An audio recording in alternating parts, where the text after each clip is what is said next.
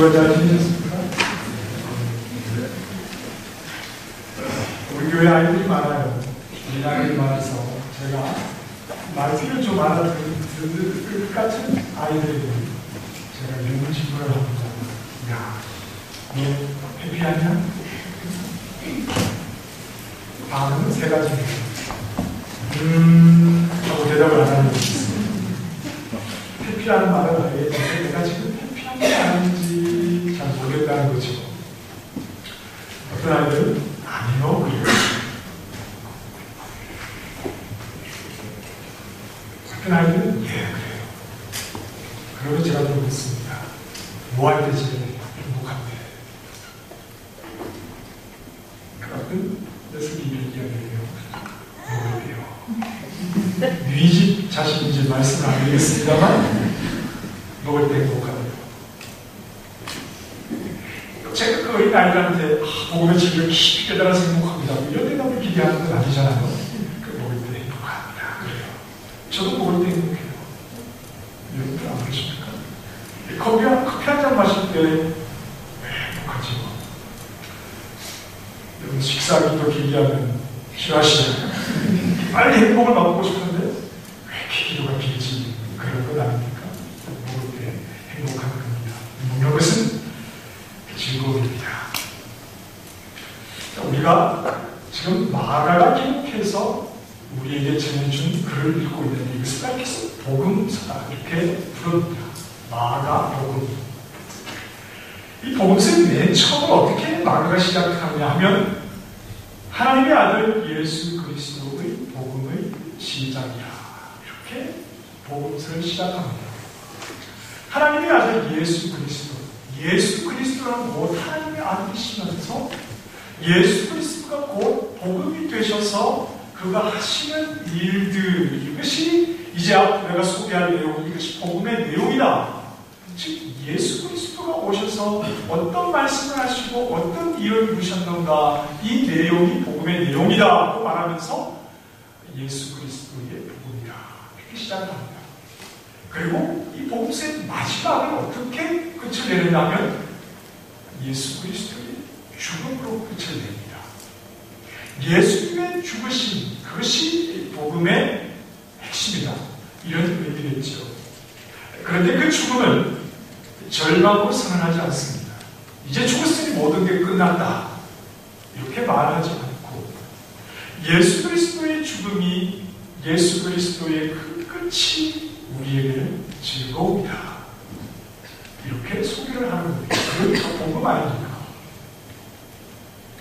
예수 그리스도가 우리에게 하신 일을 내용 기록한 것이 복음서인데 그 복음의 마지막이 뭐냐? 예수님의 죽음이다. 그러나 그 죽음이 우리에게 절망을 가져다 주는 것이 아니라 우리에게 기쁨을 가져다 준다. 그래서 이것이 바로 우리의 복음이다 라고 하는 것을 제시를 합니다. 그분의 고통당하심으로 우리가 즐거움을 얻게 되었다. 그런데 그 죽음을 무엇으로 비유하냐면 식사로 비유하는 겁니다. 식탁. 이 유월절 식사. 먹는 것은 즐거움인데 유월절 식사를 통해서 예수님의 죽음이 그 속에 있지만 그러나 예수님을 믿는 우리에게는 그 식사의 즐거움 그것을 우리에게 준다. 마가가 우리에게 전하고자 하는 이 복음입니다. 마가가 이 복음서에서 예수님을 말씀하기 전에 잠시 등장시킨 사람이 있습니다. 누굽니까? 알아도 첫째 말씀하시죠. 세례요한이죠. 세례요한. 그를 제사장 사가랴의 아들 이렇게 부르지 않고 사가랴의 아들 요한이라고 부르지 않고 우리는 세례요한 이렇게 부릅니다. 왜냐하면 그는 한 30년, 30세 정도의 짧은 삶을 살았지만 그가 살면서 감당해야 했던 하나님의 일은 세례를 베푸는 일이었기 때문입니다. 어떤 세례입니까? 요한이 베푼 세례를 가리켜서 어떤 세례라고 하죠? 시작. 무엇이군요. 회개의 세례자 이렇게 말하죠. 세례, 요한이 베풀었던 세례를 회개의 세례라고 말합니다. 그래서 마가복음 1장 5절에 이렇게 말합니다. 온 유대 지방과 예루살렘 사람이 다 나아가 나아가서 자기 죄를 자복하고 요단강에서 그에게 세례를 받더라 그랬습니다. 예수님이 오셔서 복음의 내용을 시작하시기 전에 세례 요한을 통해서 먼저 하신 일이 무엇이냐면 다 나아가서 자기 죄를 자복하고 세례를 받게 하는 것. 즉 모든 사람이 죄인이다 하는 것을 요한이 듣는 세례를 통해서 먼저 말씀하시는 겁니다. 그리고 예수님이 나타나십니다. 예수님이 어떻게 나타나십니까? 예수님이 그 세례 요한에게 가서 세례를 받으십니다. 요한이 베푼 세례는 어떤 세례였습니까? 회개의 세례였죠. 회개를 누가 하는 겁니까? 죄인이 하는 거 아닙니까? 예수님은 죄가 없는 분입니다. 의로우신 분입니다. 그러나 세례 요한에게 가셔서 회개의 세례를 예수님께서 받으신다는 것은 세례 요한에게 세례를 받기 위해서 서 있는 죄인들의 무리 속으로 들어가신다는 말씀이죠. 요한의 세례를 받는 죄인들 속에 자신을 집어넣는 것이고 그들과 함께 그 세례받기 위해서 죄인들 대열에 들어가서 줄을 서신다 말입니다. 자, 저희 동네 사택 근처에 값이 좀 싼 주유소가 하나 있어요. 그래서 별 차들이 많은데 일반적으로 한 수요일 정도의 기름값이 좀 싸지 않습니까? 슈퍼마켓 바우처를 가지고 가면 더 싸게 기름을 넣을 수 있는데 그래서 기름값이 좀 싼 날 보면 차들이 매혹하게 주차장에 와서 줄을 쭉 서고 있습니다. 다양한 차들이 있죠. 그러나 거기에 모여있는 줄을 서 있는 차들의 공통점은 뭡니까? 기름이 부족해서 기름을 덮기 위해서 오는 차들일 뿐입니다. 예수님께서 죄인들 대열에 들어오셔서 줄을 서셨습니다. 이것은 죄인들 가운데 예수님 자신을 뭔가 좀 구별되게 보이시려고 하신 것이 아닙니다. 죄인들이 줄을 서 있는 그 세례를 받기 위해서 그 대열 속에 예수님께서 들어오셨다는 것은 예수님이 죄가 없는 의인이지만 예수님 스스로 가지신 죄인과의 그 차별성 자체를 버리겠다는 말입니다. 죄인들과 동일한 모습으로 서셔서 죄인들의 자리에서 서 있으시겠다. 이것이 예수님이 그들과 함께 하시는 이유입니다. 스스로 가지신 차별성을 포기하셨습니다. 죄가 없는 의인이지만 죄인처럼 되셨습니다. 이것을 가리켜서 우리는 낮아지십니다. 이렇게 말을 합니다. 그리고 빌립보서는 우리에게 이러한 그리스도 예수의 마음을 너희 안에 품어야 한다. 예수님께서 스스로의 그 차별성을 버리시고 죄인들의 대열 속에 들어오신 그 낮아심을 예수님을 따르는 너희도 함께 마음속에 가져야 한다. 이렇게 말씀을 하는 겁니다. 너보다 낫다. 이것은 그리스도인이 가지는 생각이 아닙니다. 너보다는 내가 낫다. 이것은 그리스도인의 생각이 아닙니다. 왜냐하면 예수님은 훨씬 나으신 의인이지만 스스로의 차별성을 포기하시고 주님들 속에 들어오셨고 그 예수님을 따르는 우리에게 그리스도인이 낮아지신 이 마음을 품어라. 말씀하기 때문입니다. 우리는 어쩌면 호주 땅에 이민을 와서 사는 이유 중에 하나가 나는 너보다 낫다. 이런 생각을 가지고 이 땅에 오셨을지도 모릅니다. 혹은 우리가 토요일이건 주일이건 그저 가리지 않고 부지런히 일해서 돈을 버는 것이 나는 더 잘 산다. 이런 생각을 혹시 가지고 그렇게 할 수도 있지. 자식을 향해서 공부해라. 자기를 많이 쓰면서 이렇게 자식이 공부해라 말하는 것도 어쩌면 우리는 누구보다 더 나아야 한다. 이런 생각을 가졌기 때문에 그렇게 할 수 있겠습니다. 그러나 우리 그리스도인들에게는 너보다 낫다. 남들보다 더 낫다. 이런 생각은 어떤 행동의 동기가 되지 않는다는 사실을 알아갑니다. 우리는 한국보다 더 잘 산다는 선진국에서 살고 있어요. 그리고 부지런히 땀 흘려서 일을 합니다. 그리고 자녀들도 열심히 키우고 있습니다. 그래서 누군가보다 내가 더 나아야 한다, 이런 생각을 가지고 하는 것이 아닙니다. 우리의 열심은 비교에서 나오는 것이 아니라 섬기기 위한 겁니다. 남들이 가지지 못한 환경, 남들이 누릴 수 없는 것을 누리고 남들이 설 수 없는 자리에 서 있다면 그 자리에서 얻는 것을 가지고 그렇지 못한 자들을 위해서 섬기기 위해서 우리는 오늘도 열심히 살아가는 겁니다. 그리스도인들에게 너보다 낫다, 이것은 주님에 대해서 너무나 먼 생각이라는 것을 우리는 다시 한번 생각을 해야 합니다. 예수님께서 차별성을 버리고 남들보다 우월하다는 생각을 가지셨다면, 만약에 버리지 않으셨다면 이 땅에 오실 일이 없겠지요. 그러나 예수님이 그 우월의식을 다 버리시고 차별성을 다 버리시고 죄인들 속에 들어와셔서 죄인들과 똑같이 되셨다면, 그래서 이 예수님을 우리가 쫓아가고 있다면, 그 예수님을 따르는 제자라면 예수님이 버리신 것을 다시 주워 담았으면 안 된다는 사실을 명심해야 합니다. 자, 내가 누구냐 하는 것은 그 판단 기준이 너가 아닙니다. 너보다 낫다, 이렇게 해서 나를 판단하는 것이 아니라 우리에게는 너가 아닌 다른 판단 기준의 승리입니다. 그 누구냐 하면 바로 예수님이십니다. 똑같은 죄인들 속에 서로 다를 것이 없지만 예수님이 죄가 없는 분이 죄인들 속에 들어오시니 이제 우리의 기준은 너보다 내가 아니라 그 죄 없는 의로우신 분 앞에 죄인인 나, 예수님이 기준이 되고 그분 앞에서 나의 모습이 어떠한가 하는 것을 우리는 생각하면서 살아야 합니다. 저는 이것을 가르쳐서 좀 제 듣기가 어렵게 하는 것 아닙니까? 그래서 좀 어렵게 표현하고 싶어요. 팽창이다. 죄 없는 의로우신 예수님이 죄인들 속에 들어오신 것, 이것을 가르쳐서 저는 팽창, 이렇게 표현하고 싶습니다. 풍성은 불면 불수록 팽창하죠. 부피가 늘어나는 겁니다. 그런데 팽창하면 팽창할수록 양 두 개의 거리는 멀어지는 거죠.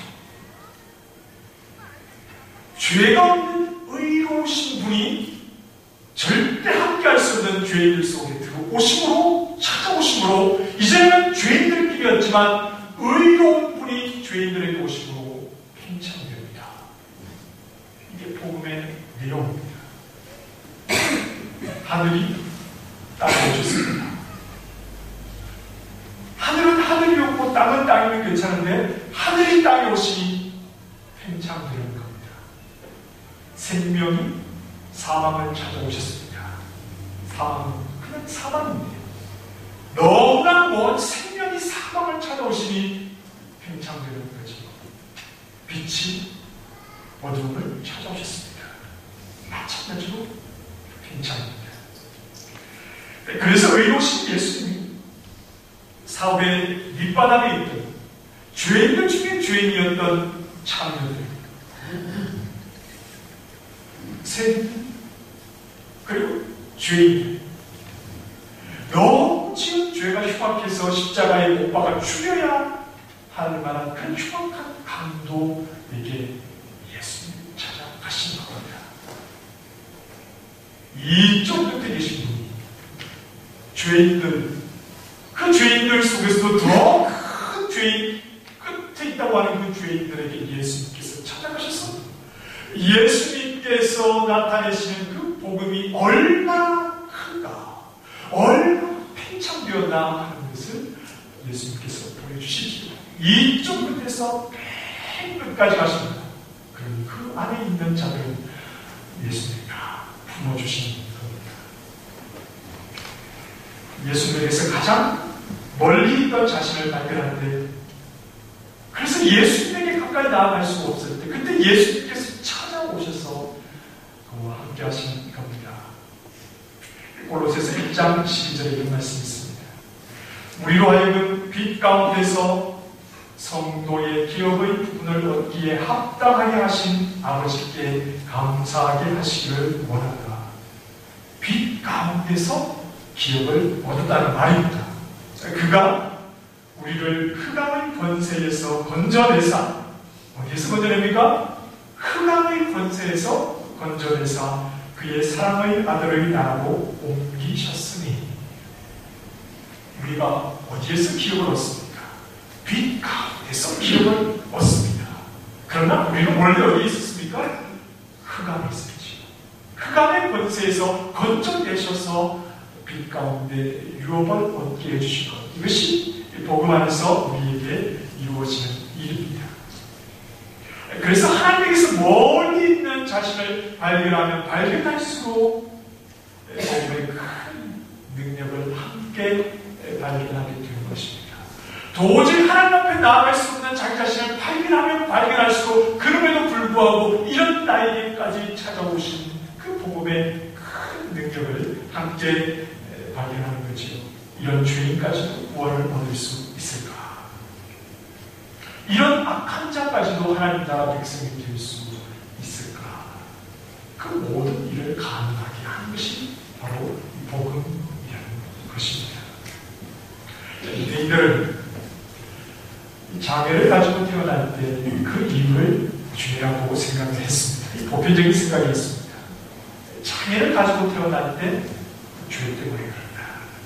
그래서 요한복음 9장에 태어나면서부터 앞을 보지 못하는 맹인인 한 사람을 제자들이 만납니다.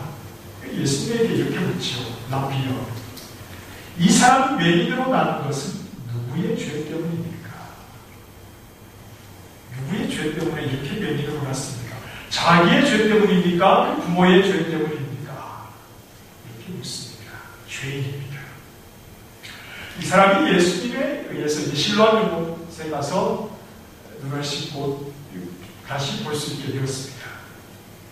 그때 유대인들에게 어떻게 해서 네 눈이 떠졌느냐고 묻는 유대인들에게 이 맹인이었던 사람이 이렇게 말하지, 뭐라고 말합니까? 예수님이 내 눈을 뜨게 해줬다, 이렇게 말합니다. 그랬더니 그러면서 예수님에 대해서 이야기를 하자 유대인들이 이 사람에게 뭐라고 말하느냐, 네가 온전히 죄 가운데 나서, 이 말은 너는 태어날 때부터 죄가 가득한 사람인데, 이런 말입니다. 네가 태어날 때부터 죄가 가득한 주제에 우리를 가르치려고 하느냐, 이렇게 말을 합니다. 그런 죄가 가득한 사람이었습니다. 그러나 다른 유대인들보다 복음이신 예수님의 능력을 먼저 맛본 사람이었습니다. 죄가 가득한 사람이었습니다. 그럼에도 불구하고 그에게 찾아오신 예수 그리스도로 인해서 복음의 능력을 맛본 사람이었습니다. 나는 죄가 너무 많아서 예수님을 못 믿습니다. 예수님의 능력을 과소평가하지 마십시오. 내 죄가 너무 커서 예수님께 나아가지 못하겠습니다. 예수님이 어떤 분인지 몰라서 그렇습니다. 복음은 괜찮습니다. 죄가 크면 클수록, 예수님에게서 멀어지면 멀어질수록, 도저히 예수님 앞에 나아갈 수 없다고 생각되면 생각될수록, 그런 자신의 모습을 바라보고 있을 때 예수님은 나에게까지 찾아오셔서 나를 구원해내시는 아무런 부족함이 없는 능력의 주님, 이것이 바로 복음의 팽창이다, 이렇게 말씀을 드립니다. 자, 오늘 본문에서도 팽창되는 사건이 하나 있습니다. 배신자의 식탁이 하나님 나라의 장치로 옮겨지는 겁니다. 배신자의 식탁이 하나님 나라의 장치로 바뀌는 겁니다. 지금 예수님께서 6월절 식사를 제자들과 함께 나누고 계십니다. 그 식탁에는 가룟 유다가 포함이 되어 있습니까? 있지요. 우리가 지난 시간에 예수님과 함께 빵을 지어서 그 식초 그릇에 손을 넣는 예수님과 매우 가까운 자리에 가룟 유다가 지금 앉아 있습니다. 가룟 유다와 열한 제자의 차이점이 뭐냐에 대해서 우리가 지난 시간 잠깐 생각을 했는데, 예수님을 팔았다 팔지 않았다, 혹은 예수님을 배신했다 배신하지 않았다, 물론 이렇게 가룟 유다와 열한 제자의 차이점을 말할 수 있겠지요. 그러나 좀 더 다른 관점에서 보자면 예수님만의 하나님께서 일으키시는 회복을 맛보았는가 맛보지 못했는가의 차이점으로 설명할 수 있다 그랬습니다. 왜냐하면 다른 유다뿐 아니라 다른 제자들도 다 배신자였잖아요. 예수님이 잡히실 때 다 예수님을 버리고 도망가지 않았습니까? 그리고 베드로는 예수님을 모른다고 몇 번이나 부인합니까? 세 번 부인하지요. 그들이 예수님을 욕하고 저주하고 부인하는 것도 포함이 됩니다. 다른 유다도 나쁘지만 베드로나 다른 제자도 별로 다를 바가 없는 사람들이었습니다. 그러나 제자들의 배신과는 무관하게 하나님은 아들 예수 그리스도를 죽음에서 다시 일으키셔서 배신자인 제자들에게 스스로 절망하고 깨어진 자아를 가지고 그 상실감 때문에 자신들이 원인이 돼 그 상실감 때문에 괴로워하는 자들. 이전에는 예수님께 아주 가까이 있던 12 제자였지만 그러나 예수님께서 너무나 멀리 멀어진 그들에게 예수님이 죽음을 이기고 부활하셔서 그들에게 다가가심으로 그들을 회복시켜 주시는 것. 그런데 다른 유다는 스스로 자기라는 바람에 이 회복의 은혜를 누리지 못했습니다. 제자들과는 무관하게 예수님이 이루시는 회복이지요. 이 말은 처음부터 예수님은 제자들에게 별로 기대한 것이 없었다는 말입니다. 예수님이 3년 동안 제자들을 데리고 다니셨지만 처음부터 예수님은 십자가를 향해 나아가시면서 제자들에게 기대한 것은 전혀 없었다는 말씀입니다. 그래서 21절 말씀입니다. 인자는 자기의 대하여 기록된 대로 가노라. 너희들이 뭐라고 하든 너희들이 어떻게 하든 너희들과 아무 관계없이 나는 나에 대해서 기록된 대로 간다. 그 일이 6월절 식사 자리에서 분명하게 나타나고 있습니다. 22절 말씀입니다. 그들이 먹을 때에 6월절 식사는 전통적으로 그 집의 가장이 진행을 해서 식사를 함께 먹습니다. 그래서 전통적으로 6월절에는 가장에 의해서 포도주 잔을 4번 들면서 6월절 식사를 함께 합니다. 먼저 첫 번째 잔을 가장이 들고 감사 기도를 드립니다. 우리에게 6월절에 은혜를 주시면 감사합니다. 6월절을 통해서 애굽에서 우리를 건져주신 것을 감사합니다 하면서 첫 번째 잔을 들고 가장이 감사의 기도를 하나님께 올립니다. 그리고 이제 두 번째 잔을 듭니다. 이번에는 두 번째 잔을 들고 자녀들에게 6월절의 의미를 설명을 해줍니다. 어떻게 해서 6월절이 생겨났고 이 6월절이 하나님의 구원의 은혜를 기념하는 것이라는 것을, 그리고 그 강하신 팔이 우리를 애굽에서 구원해 줬다는 것을 자녀들에게 설명을 해줍니다. 그리고 설명을 해준 뒤에 무교병이지요. 누룩 없는 떡을 자녀들에게 띄어서 나누어 주고 6월절에 먹었던 그 양고기를 자녀들에게 나눠줍니다. 오늘 본문에서 22절에 예수님께서 축사하시고 떡을 떼어 제자들에게 주셨다. 이 말씀은 이 두 번째 잔을 든 후에 하신 겁니다. 6월절의 의미에 대해서 설명을 해주고 떡을 떼어주고 양을 고기를 나눠주는 이때 예수님께서 제자들에게 6월절의 의미를 무엇이라고 설명을 하십니까? 이것은 내 몸이다. 6월절의 의미를 설명을 하십니다. 여기에는 양고기가 있습니까? 없습니까? 없습니다. 양을 잡지 않았기 때문입니다. 6월절 양은 누구이십니까? 예수님이십니다. 예수님 자신이 6월절 양이 되셔서 이것은 너희를 위해서 주는 내 몸이다 라고 떡을 떼어서 주시면서 6월절의 의미가 무엇인지를 분명하게 설명을 하는 겁니다. 예수님은 누가 잡는 겁니까?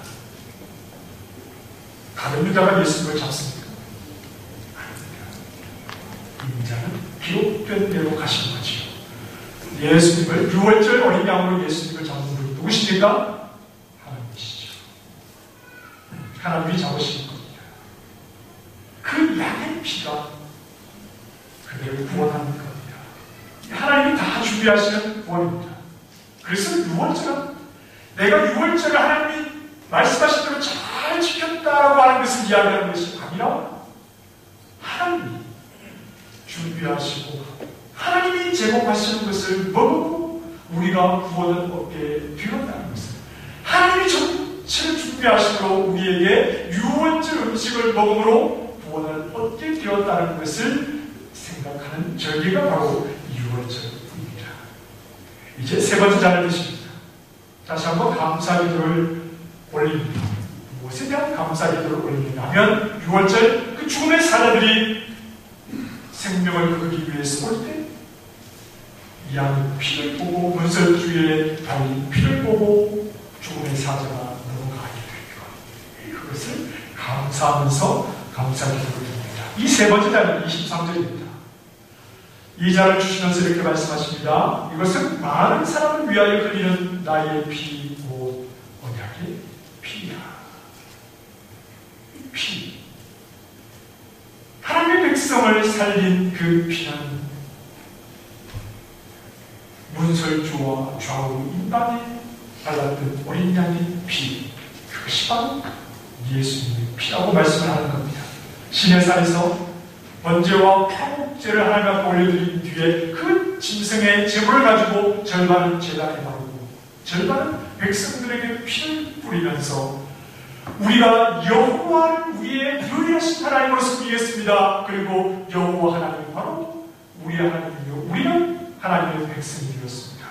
하나님과 하나님 백성의 이 약속을 바로 그 제물의 피를 뿌려가면서 자신들에게 분명하게 증거하는 것, 그 피가 바로 오늘 예수님의 피라고 말씀하는 겁니다. 그분의 피뿌림을 받은 우리가 하나님 나라의 백성입니다. 베드로가 교회를 가르쳐서 이렇게 말하지요. 베드로전서 1장 2절에 예수 그리스도의 피뿌림을 얻기 위하여 택하심을 받은 자입니다. 우리가 누굽니까? 예수 그리스도의 피뿌림을 얻기 위해서. 따라하겠습니다. 예수 그리스도의 피뿌림을 얻기 위해서 택하심을 받은 자입니다. 교회라는 겁니다. 여러분, 교회가 뭡니까? 하나님의 백성 아닙니까? 구약의 이스라엘이 어떻게 하나님의 백성이 됩니까? 짐승의 피를 자신들에게 뿌리면서 하나님과 약속을 합니다. 우리 하나님을 섬기겠습니다. 우리는 하나님의 백성입니다. 그러나 피를 뿌렸다는 것은 우리가 하나님의 백성이기에 우리에게 주신 하나님의 말씀을 우리가 철저하게 지키려 수종하겠습니다. 만약에 그러하지 못한다면 이 피는 우리의 피여야 합니다. 피 흘려 죽겠습니다. 그러나 이스라엘은 그 약속을 지켜내지 못했습니다. 오늘 우리에게도 너의 피를 걸고 나와 약속해라. 아무도 지켜낼 사람이 없을 것입니다. 하지만 우리가 하나님의 백성인 것은, 하나님 나라의 백성인 것은, 그리고 이것이 변하지 않는 것은 예수 그리스도가 우리를 대신해서 피를 흘리시고 그 피를 우리에게 뿌려주시기 때문에 그 피가 우리를 하나님 백성 된 자리에서 흔들리지 않도록 붙잡아 주기 때문입니다.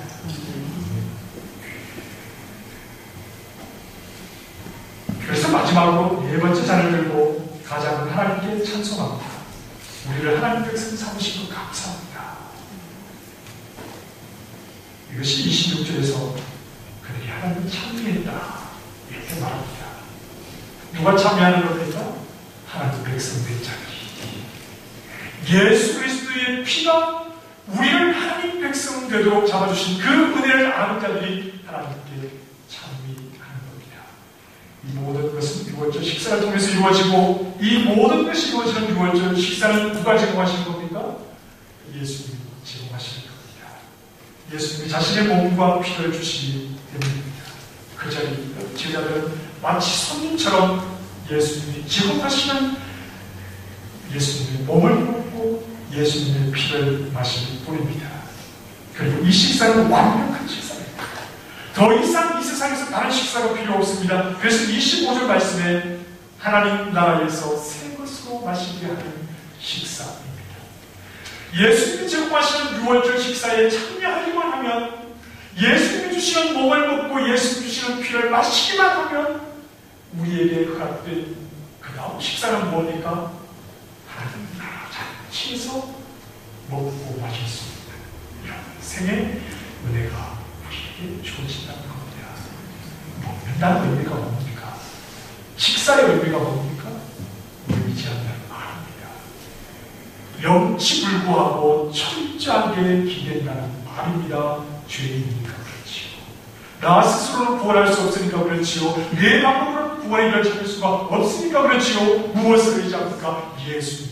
우리에게 제공해 주시는 그 6월절 식사 외에는, 자신의 몸을 주시고 자신의 피를 주시는 것 외에는 하나님 나라 자체에 참여할 수 있는 다른 방법이 없는 줄 알아.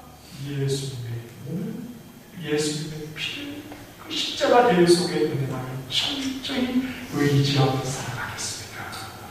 이 사람들에게 하나님 나라의 잔치가 허락된다는 사실입니다. 이 식사에 참여하면, 예수님이 제공하시는 식사에 참여하기만 하면 우리는 하나님 나라 백성이 되는 겁니다. 하늘의 잔치에 참여하게 되는 겁니다.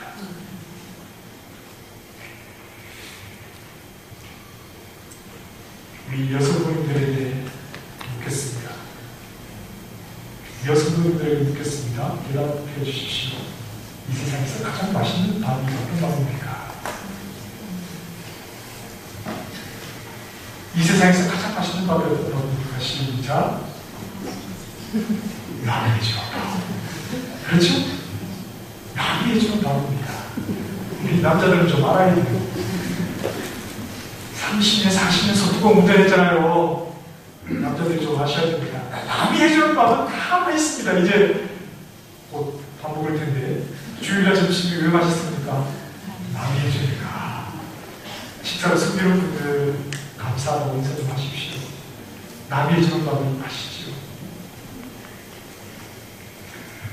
예수님께서 우리에게 제공하시는 식사는 우리가 거둘 게 없는 식사입니다. 어떻게 도와드릴 수 있는 식사가 아닙니다. 6월절 식사는 예수님이 철저하게 처음부터 끝까지 거기 다 제공하시는 식사입니다. 우리가 먹는 음식은 예수님의 몸이요, 우리가 마시는 음료는 예수님의 피요, 오직 예수님의 그 십자가 죽으심을 의지함으로 우리는 너무 행복한 식사를 하게 되는 겁니다. 너무 큰 즐거움을 얻게 되는 겁니다. 우리는 잠시뿐이 이 땅을 사느라 염려하고 이 땅만 바라보고 고민하고 어떻게 하면 이 땅을 좀 더 편하게 살 수 있을까, 늘 이 땅을 향해서 앞만 바라보며 살아가고 있지만, 그러나 하나님이 우리를 위해서 준비해 주시는 것은 잠시뿐인 이 세상이 아니라 영원한 하나님 나라 잔치에 올 수 있는 방법을 우리에게 분명하게 제시해 주시고, 그 영광을 바라보며 이 땅 좀 힘들어도 나와 함께 살아가고 이렇게 초청하시는 겁니다. 예수님께서 모든 식사를 준비해 주시니 맛있게 드시면 되는 겁니다. 기쁘게 참여하면 되는 겁니다. 예수님이 주시는 식당은 최고의 식당입니다. 가장 큰 식당입니다. 최고 팽창된 식당입니다. 어떤 죄인도, 어떤 부족한 자도 그 식당에 나오지 못할 자가 없도록 예수님 모든 영혼들에게 이 식당을 열어놓으시고, 누구든지 와서 내가 주는 음식을 먹고 하나님 나라 즐거움에 참여하자, 이렇게 초청하시는 것입니다. 여러분, 이 식당에 앉으셨죠? 이 식탁에 오지 못한 영혼도 우리의 생각을 해야 되지 않겠습니까? 그것이 우리의 일입니다. 그 몸을 먹지 않고 그 피를 마시지 않고 영생을 누릴 수 있는 한 사람도 없습니다. 죄가 클수록 그 식탁으로 나아갈 수 있기를 바랍니다. 자격이 없을수록 그 식탁에 나아갈 수 있기를 바랍니다. 우리는 우리의 죄를 보지만 그 식탁에 나아가면 우리에게 베풀어주시는 그 큰 은혜의 시선이 빼앗기게 될 겁니다. 처음에는 내 죄를 보지만 그러나 그 식탁에 나아가면 큰 은혜에 내 씻은 뼈 앞에서 내 죄를 다 덮어버리는 하나님의 은혜, 그 은혜에 감사하며 살아가게 되는 것입니다. 예수님을 더욱 사랑할 수 있기를 바랍니다. 아멘. 기도하겠습니다. 우리에게 큰 식탁을 베풀어 주셔서 어떤 죄인, 어떤 못난 자도 주님의 몸을 주시고 주님의 피를 주시어 먹고 마시고 배부르고 즐거워하게 하십니다. 이 식탁에 참여한 자는 하나님 나라 생명의 잔치에 참여하게 되는 것입니다. 자부심이 이 땅을 살아가지만 눈에 보이는 것 때문에 너무 지나치게 염려하고 마음 빼앗기지 아니하고 우리를 위해 준비하신 영원한 하나님 나라를 생각하면서 예수 그리스도의 피가, 예수 그리스도의 살이 그 십자가 내 속에 은혜가 귀한 줄 알아.